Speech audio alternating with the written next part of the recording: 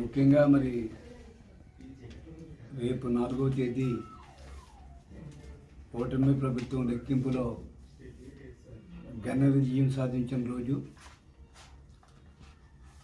పోయిన సంవత్సరం రేపు 4వ తేదీన ఆంధ్ర రాష్ట్రం అంతా కూడా ఆనందోత్సవాలతో తిరిగిన రోజు. ఒక పక్క కూటమి ప్రభుత్వాలు బీజేపీ కానీ, తెలుగుదేశం కానీ, జనసేన కానీ రేపు 4వ తేదీన సంబరాలు చేసుకుని దిశలో కార్యకర్తలు ఉండగా వైఎస్ఆర్ ప్రభుత్వం వారు ఒక అనౌన్స్మెంట్ ఇవ్వటం జరిగింది. అది మన అందరికీ కూడా తెలిసిందే. 4వ తారీఖున వెన్నుపోటు దినోత్సవంగా ధర్నాలు చేస్తామని చెప్పి అనౌన్స్ చేయటం జరిగింది. మరి కూటమి ప్రభుత్వంలో ఈ సంవత్సర కాలంలో చేసిన అభివృద్ధిని చూసి ఓర్వలేక దీన్ని డైవర్షన్ చేసుకోవడానికి ఏదో ఒక కార్యక్రమం చేయాలి అనే ఒక నెపంతో మరి వైఎస్ఆర్ పార్టీ నాయకుడు జగన్ గారు ఈ యొక్క కార్యక్రమాన్ని టేకప్ చేసేయడని చెప్పి మేము అందరం కూడా ఆరోపిస్తూ ఉన్నాం. తెలుగుదేశం కానీ, జనసేన కానీ, అలాగే బీజేపీ కానీ. అసలు వెన్నుపోటు రాజకీయం చేసింది తెలుగుదేశం ప్రభుత్వమా లేదా జగన్ ప్రభుత్వం అని ఒకసారి మనం ఈ అభివృద్ధి పట్ల ఆయన చెప్పిన కార్యక్రమాలు, మేము చెప్పిన కార్యక్రమాలు, ముఖ్యమంత్రిగా చంద్రబాబు నాయుడు గారు చెప్పిన కార్యక్రమాలు చూసుకుంటూ పోతే మొట్టమొదటి సంవత్సరంలో అతను ఇచ్చిన వాగ్దానాలు కేవలం 10% మాత్రమే చేయగలిగాడు. ఎంతవరకు రేపు ఆ కార్యక్రమం చేయటం సమంజసం ఒకసారి చూస్తే, వెనుకబడిన తరగతులకు చెందిన జింకా వెంకట నరసయ్య అనే అతను వాళ్ళ బైరటీసీలో అతనికి తండ్రి రాజారెడ్డికి వాటా ఇస్తే ఆ వాటాలో ఉంటూ అతన్ని హత్య చేసి దానికి ఆ బైరటీస్ ఆ గనుడికి ఓనర్ అయిన వీడి తాత రాజారెడ్డి చరిత్ర. మరి అది బీసీలకు వెన్నుపోటు పొడిచి అతన్ని చంపి అతను బయటికి పంపించి ఆ గన్ను ఆక్రమించి చేసుకోవడం వెన్నుపోట కాదా అనేది ఒకసారి మనం అందరం కూడా ఆలోచించుకోవాలి.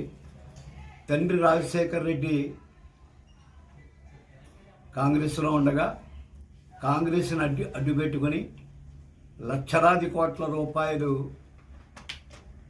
ఆ కాంగ్రెస్ ప్రభుత్వంలో ముఖ్యమంత్రిగా ఉండగా ఆయన ముఖ్యమంత్రిని అడ్డుపెట్టుకుని సంపాదించి కాంగ్రెస్కి వెన్ను పొడిచింది జగనా లేకపోతే వేరొకరా అన్నది ఒకరు ఆలోచించుకోవాలి ప్రజలని ఈ పత్రికా ముందు చెప్పడం జరుగుతుంది. అసలు ఈ వైఎస్ఆర్ పార్టీ అని పేరు పెట్టిన ఈ పార్టీ అసలు జగన్ గారిదా ఎవరన్నా పెట్టారా? శివకుమార్ అన్న అతను దీన్ని వైఎస్ఆర్ పార్టీ అని రిజిస్ట్రేషన్ చేసుకుంటే దాన్ని కబ్జా చేసి అతను వెన్నుపోటు పొడిచి వైఎస్ఆర్ పార్టీ నాయకుడి ముఖ్యమంత్రి ఇన్ని అరాచకాలు చేయటం అది వెన్నుపోటు అని చెప్పి మేము చెప్తా ఉన్నాం. ఇన్ని చెప్తున్నారు. సొంత బాబాయిని బుద్ధాల మీద ఎక్కించుకుని తిప్పిన సొంత బాబాయిని గొడ్డల వేటితోటి చంపి హార్ట్ అటాక్ అని చెప్పి బాబాయిని చంపి వెన్నుపోటు పొడిచింది వాళ్ళ కుటుంబంకి అతనా జగన్ గారా లేదా వేరొకరు ఎవరైనా చేశారో ఒకసారి ఆలోచించుకోవాలి.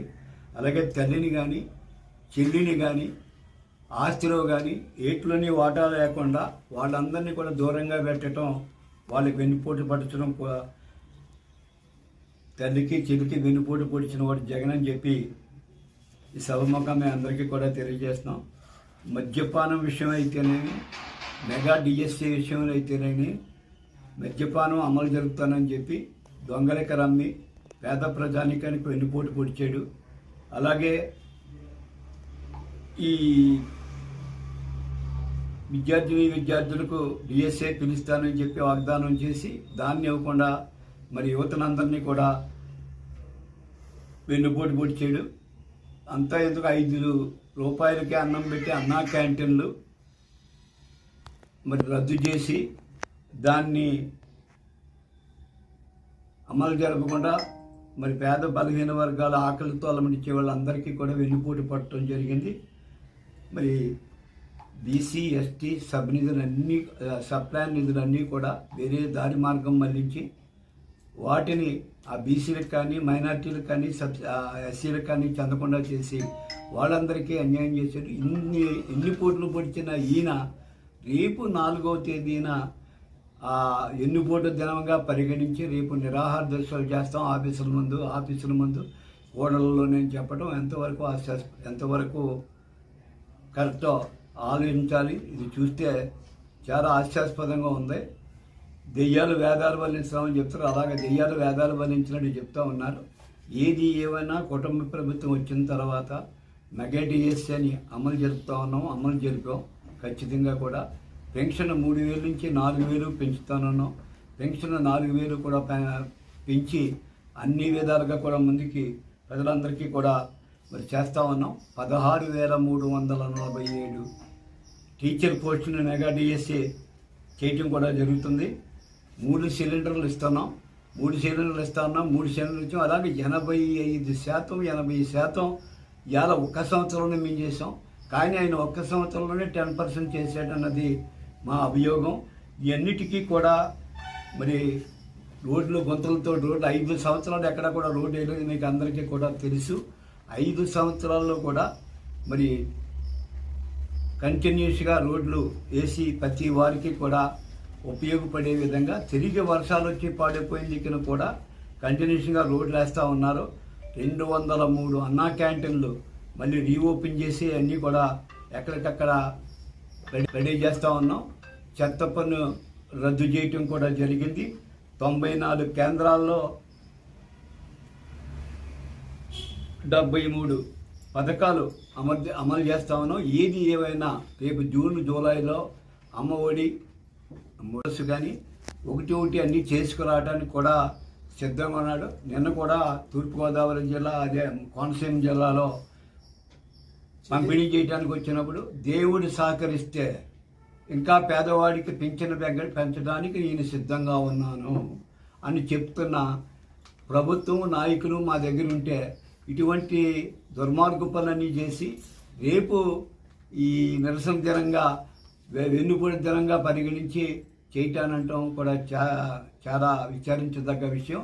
ప్రజలు తన మర్చిపోతున్నారు, ప్రజలు దాన్ని విస్మరించి బయటికి పోతారేమో అన్న ఒక భయంతో ఏదోటి చేయాలని ఉన్నది లేనిది ఉన్నట్టు చెప్పి తప్పుడు వాగ్దానాలతో ముందుకెళ్తున్న నాయకుడు జగన్ గారు.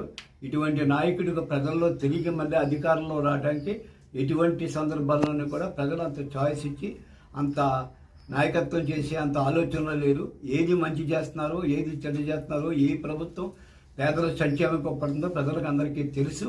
అది తెలుగుదేశం ప్రభుత్వం, ఆ నాయకుడు చంద్రబాబు నాయుడు, అలాగే పవన్ కళ్యాణ్ గారు, అలాగే బీజేపీ మోడీ గారు, వీళ్ళందరూ కలిసి రాష్ట్ర అభివృద్ధికి అలాగే పోలవరం కానీ అలాగే అమరావతి కానీ అన్ని విధాలుగా ముందుకు తీసుకెళ్లాలన్న ఆలోచనగా ఉన్న ప్రభుత్వం మంచి ప్రభుత్వంగా ప్రజలు గుర్తించారు. కాబట్టి ఇటువంటి తప్పుడు మార్గాలు, తప్పుడు సూచనలు, ఇటువంటి తప్పుడు అబద్ధాలతోటి ప్రజలకు ముందుకు వచ్చినంత కాలం మీకు ఏ విధమైన శ్రీరామరక్ష ఉండదో.